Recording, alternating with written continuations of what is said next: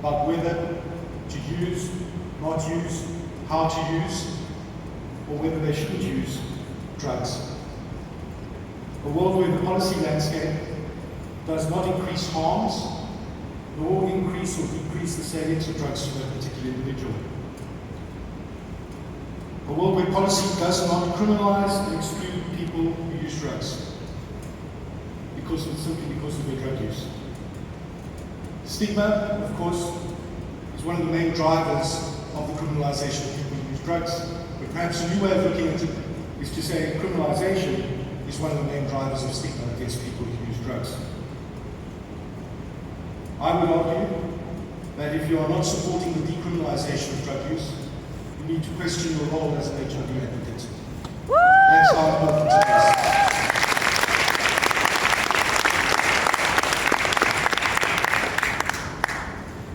Fortunately, we see a lot of moves towards decriminalization.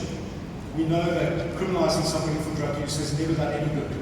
Where people say, my life was saved because I went to prison, that is only contextual. In no rational world would incarcerating somebody be the source of the resolution of their drug use disorder or their drug problem or dependence.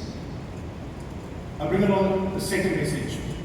I urge caution when we look towards the health solutions for drug use issues.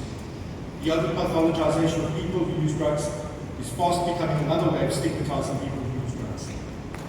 We hear NIDA describing drug use as a disease of free will, a lifelong disorder of the brain that if left untreated will result in death.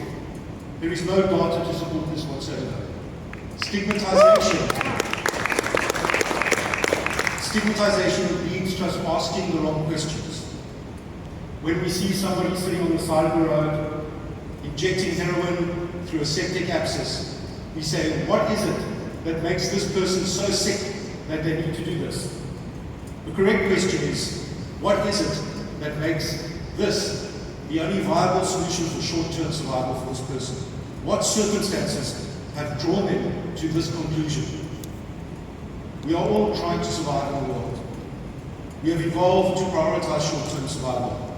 And for many people, the use of drugs is the only way that they can survive the stigma, the exclusion, and the pain that they suffer on a daily basis. Of course, we can't forget that a lot of people use drugs simply for pleasure.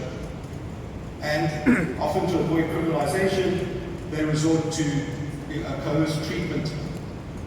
I've yet to see an effective treatment for drug dependence in that way. We know that rehabs do not work. They do not result in anything quicker than the normal spontaneous resolution of drug use disorders or drug dependence.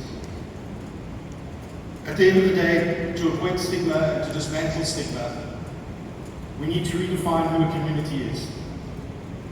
In my mind, a community is a geographical area where people may sleep or spend a large proportion of their day, and everybody who does so is a member of that community.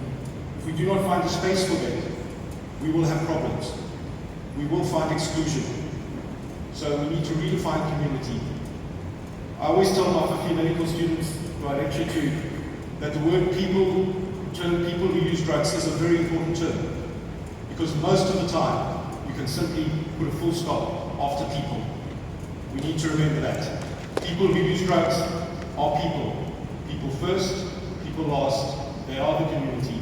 They are part of your community, whether we like it or not. If we do not find place for it, it will be a problem. The self-fulfilling prophecy of stigma is something that is pervasive in the world of mental health, drug use, sex work, and other populations that are excluded.